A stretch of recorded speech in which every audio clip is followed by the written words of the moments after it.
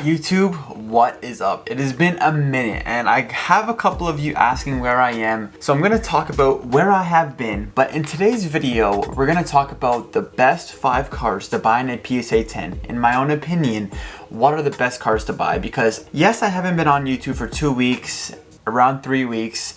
For many reasons, but I have been watching the market and I have been looking at opportunities to look and make videos on. And I do have a few videos in mind to make, so subscribe if you want to see more future content. Before all of that, I'm going to talk where I have been. If you notice, I have a tan. I went to Mexico.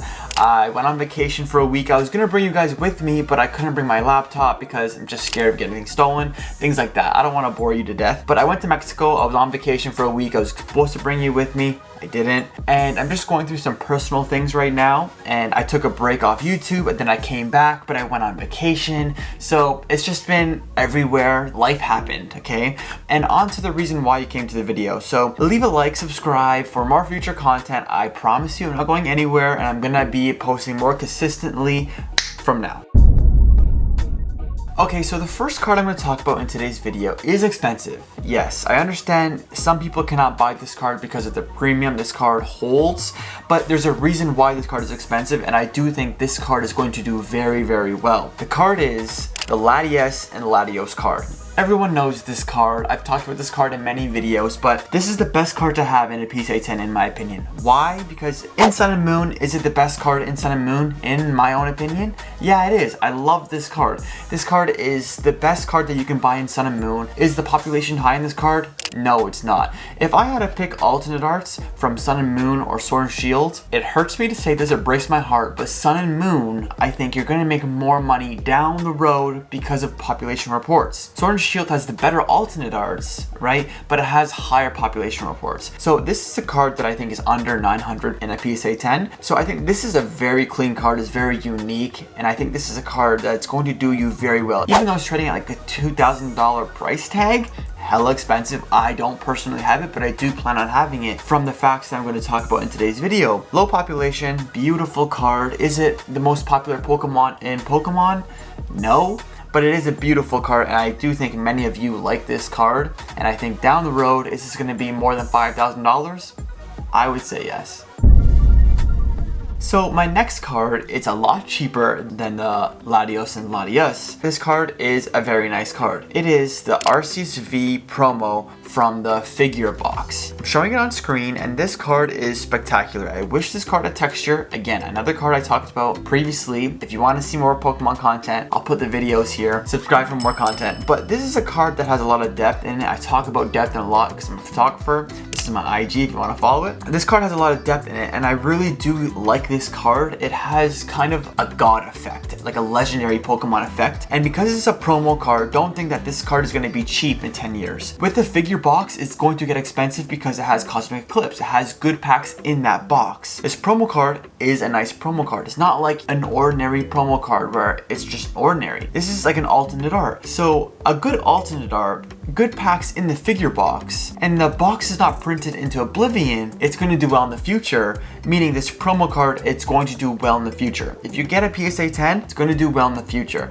It's cheap right now. Don't let recently biased, however you say it, cloud your judgment, because in my opinion, this card is going to do well in the future, but you want it in a PSA 10. My third card in today's video is this Mewtwo GX, the Mewtwo. I believe they call it a Mewtwo. I don't know what they call it, but this is a Mewtwo like in a tube getting cooked in a way. I believe this actual Pokemon card, this whole tube thing with Mewtwo in it, was in the Japanese Collecticon or something like that. Someone correct me if I'm wrong, but I'm pretty sure it was there. I've seen some photos in like Pokedean and PokeChloe's YouTube videos. Really cool. I would love to go there, but it's in Japan, I'm in Canada, across the world. This Mewtwo card, beautiful. Very unique card as well. With Sun and Moon, this is a low population report as well. Shining Legends, not my favorite set, don't get me wrong. It's not a good set to invest in. hot take, but I just don't like it. If I'd rather allocate money into Sun and Moon, for example, Team Up, Cosmic Eclipse, or Brilliant Stars, or Evolving Skies, I'd rather put money in that. I'm not saying you can't make money in Shining Legends. I'm not saying that Shining Legends is not going to be expensive in the future. I'm just saying perspective, my own opinion on the set, I don't like the set. There are better sets where I'd rather allocate money. I don't like the set, but this is one of my favorite cards in Shining Legends. So this is a card I love. It has a lot of depth of field. I think it's a really cool how Mewtwo is like kind of in a tube. It's just really creative and something that I really want. It's a chase card in Shining Legends, and I think this card alone is going to carry Shining Legends in the future if this set does continue to get more expensive in the future. Low population report and a PSA 10 is just gonna equal a good investment in my opinion. I have talked about these two cards that I'm going to talk about right now. This Vaporeon alternate art. You can get the Jolteon, you can get the other one. Top of my head, I don't know what it is, but I'll put it on screen. These three promo cards are going to do well. The boxes that these promo cards come in are rare to obtain. I think there was a shortage on the printing. I don't know, but these boxes are like $150 per box Canadian prices. That is way above MSRP. Correct me if I'm wrong, but these boxes are going to do well. These promo cards are going to do well. I love this Vaporeon. It's my favorite out of the Jolteon, things like that. You could buy these cards in V-Star Universe. I'd rather have them in English. First time I'm saying that on the channel. But these specific cards, I'd rather have in English because the boxes that they come in are hard to get. They're going to be expensive and people are not gonna wanna crack these collection boxes because one, it's a collectible item. Two, people are gonna wanna showcase them. And three, they're hard to get. So people aren't gonna open them 10 years down the road. Some people will, don't get me wrong, some people will, but most collectors, in my opinion, won't open them. I won't open them. If I do buy these boxes, I'm not gonna open them. I wanna keep everything sealed, right? I'm not gonna risk opening it and then grading it and not getting a 10. I'm just gonna go out and buy a 10, right? And these cards are filthy cheap. So right now, I think out of the whole video, these cards are probably the best cards to buy just because they're so cheap still. And I do think once they run, they're gonna run. So I'm not trying to hype these cards. I don't have these cards, and I do plan on buying this Vaporeon card, the V and the V Max and the Jolteon, etc. These cards will run, and I do want to pick them up, so I'm not trying to hype them up, but these cards are nice. I like the rarity of the boxes that they come in, so this is why I say this is a great time to buy these cards because they're so cheap. Now the last card in today's video is this Blaziken V Max.